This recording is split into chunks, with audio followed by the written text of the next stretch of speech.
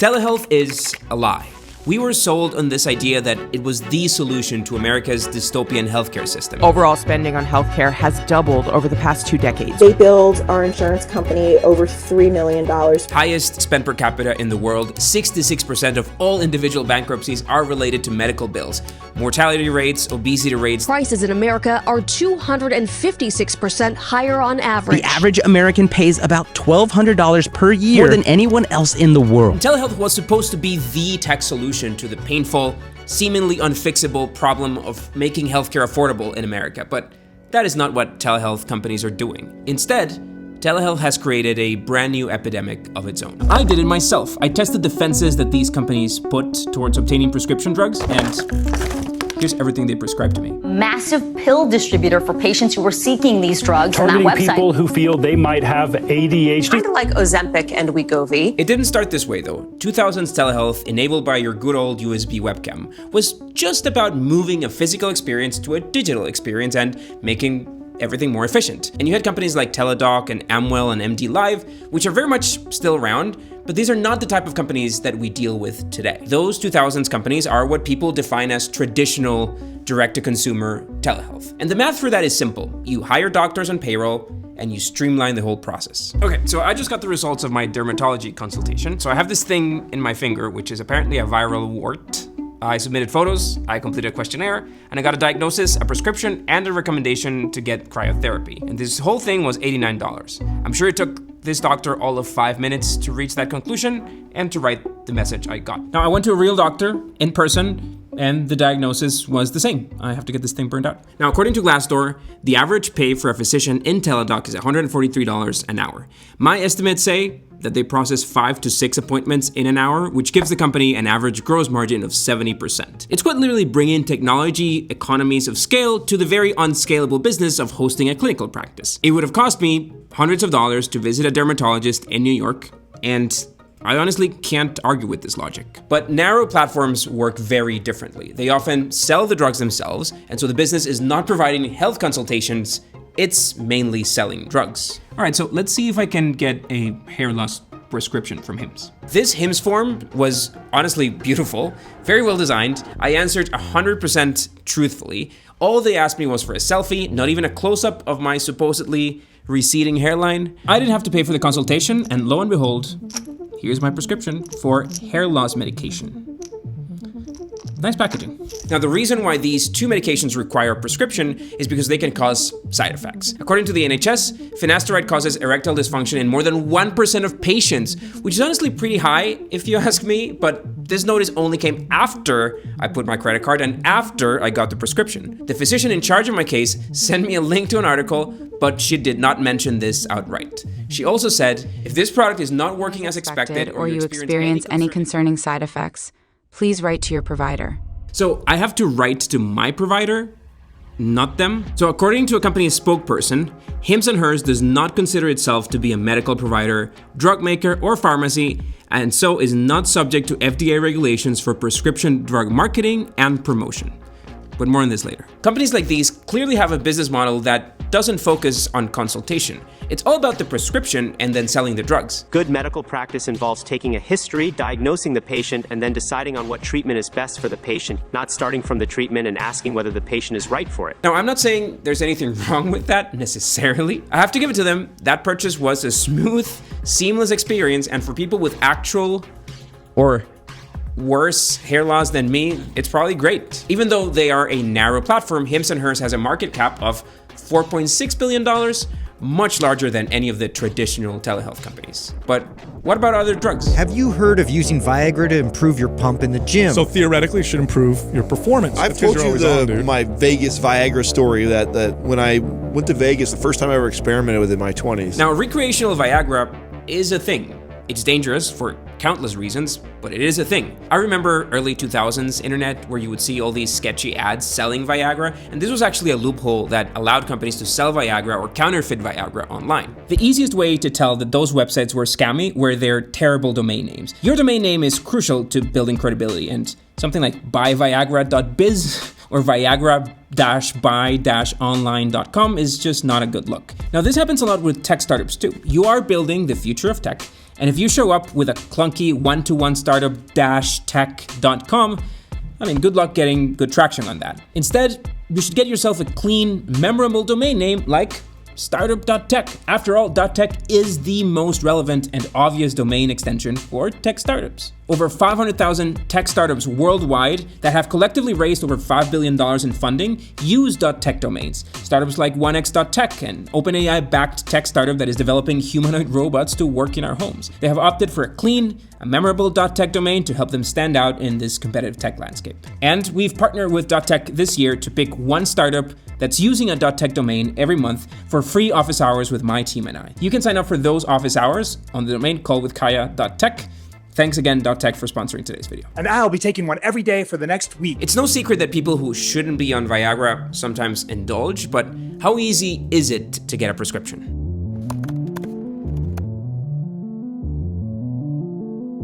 I'm gonna stick the entire conversation here. Messages, of course, no phone call, no video call. The doctor asked me why I needed it. I said I was going on holiday with my fiance. I said I had never had any issues, but that I had been stressed and I wanted to make sure I performed. He asked if I ever had problems, and I kind of had to say that only once many years ago, and boom, it looks like I've been diagnosed with ED. Prescription. Nice and discreet packaging. Here it is.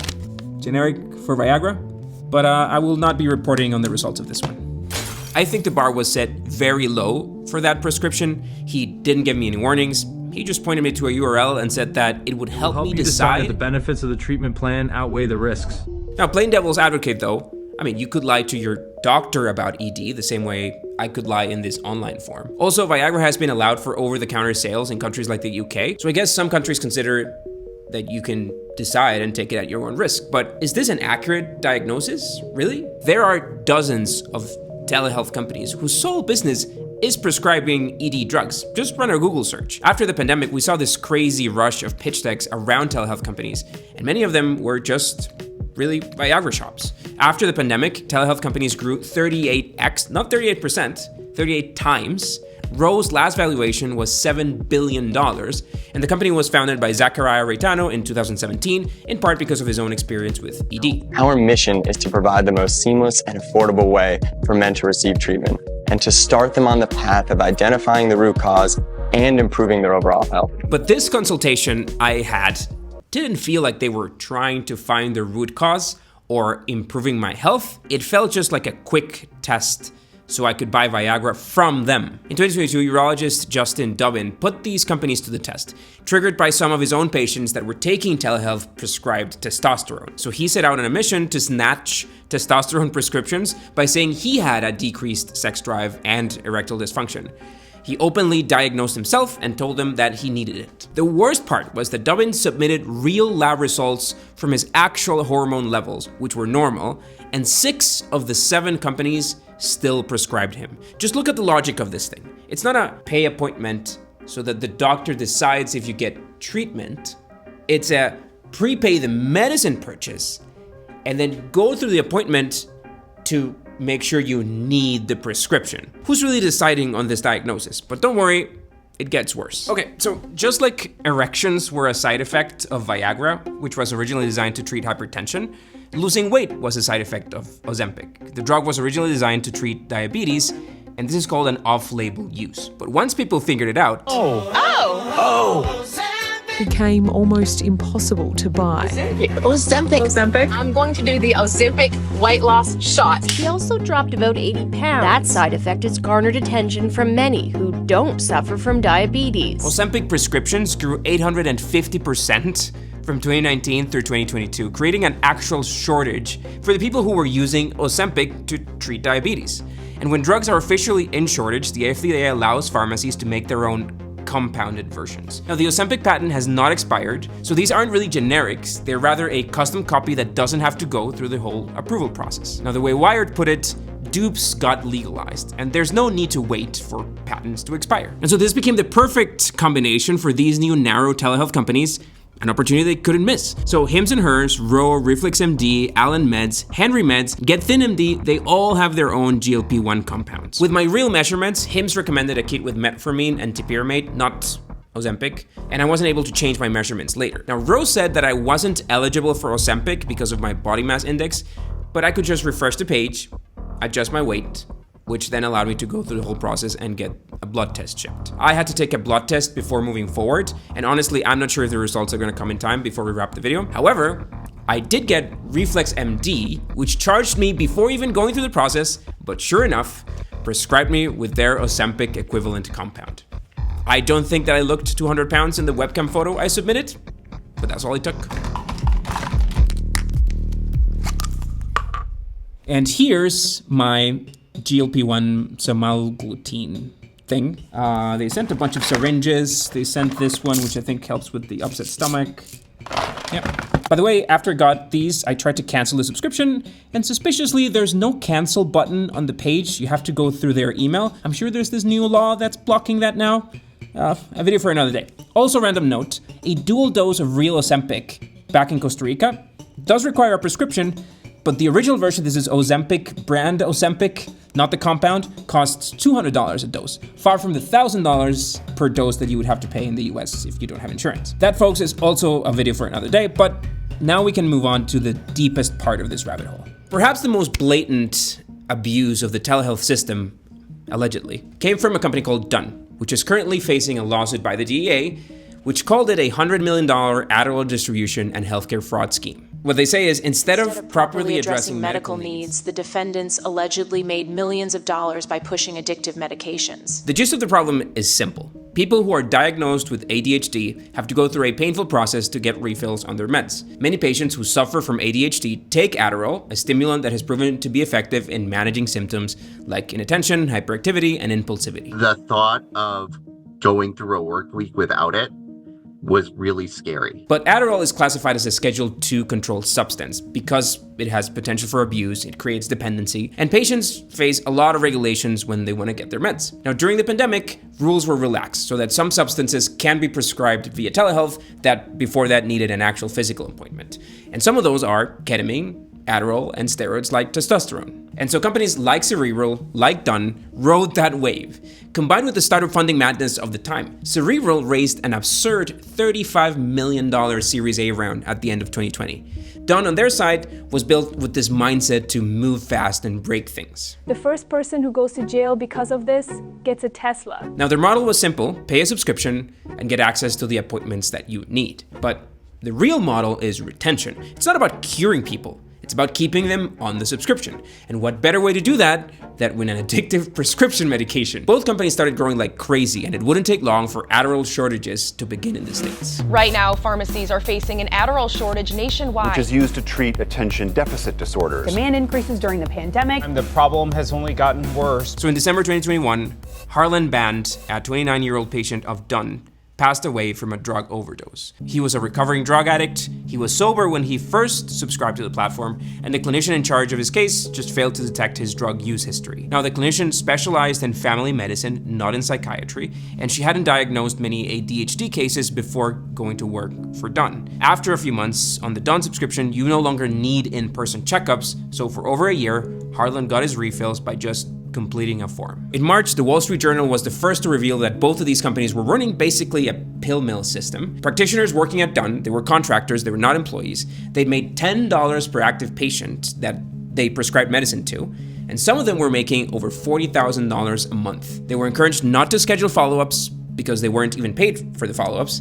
They only made money if they prescribed. Some of the doctors that spoke to the press told them about Cerebral patients that came to their appointments already sure that they had ADHD because the TikTok ad that they had seen had already convinced them. And then practitioners were expected to diagnose and prescribe with a single 30-minute call. Any follow-up requests were highly discouraged. The Wall Street Journal article and a subpoena actually prompted Cerebral to stop prescribing most prescription medications, but Done pushed on with a clear focus on profits. Their head of operations flagged issues like people using multiple names, multiple emails, blurry photos of their IDs, photoshopped IDs, different names for the same credit card number, and more. But he got fired 3 months after this. By 2024, Done had prescribed over 40 million pills, spending about $2 million a month in online advertising, and they had around 67,000 active patients.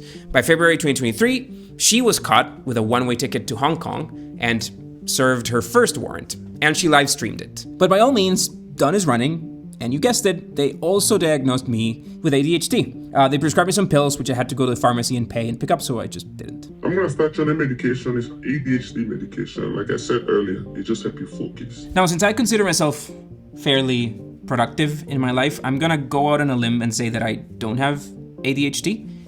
And also, I don't have ED or obesity or hair loss. By June 2024, Ruthia Hay, the founder, and David Brody, the company's clinical leader, were finally charged and arrested. However, in the months between these two incidents, almost $7 million at least have been moved to the Chinese company subsidiary, which according to the Wall Street Journal, is in charge of the company operations now. Ruthia is on house arrest here. In the lawsuit, the DOJ claims that they had made over $100 million in revenue, defrauding pharmacies, insurance companies, and Medicare. The health concern that drove opioid use was the fundamental belief that pain is undertreated. For stimulants, it could be the COVID-spurred mental health crisis.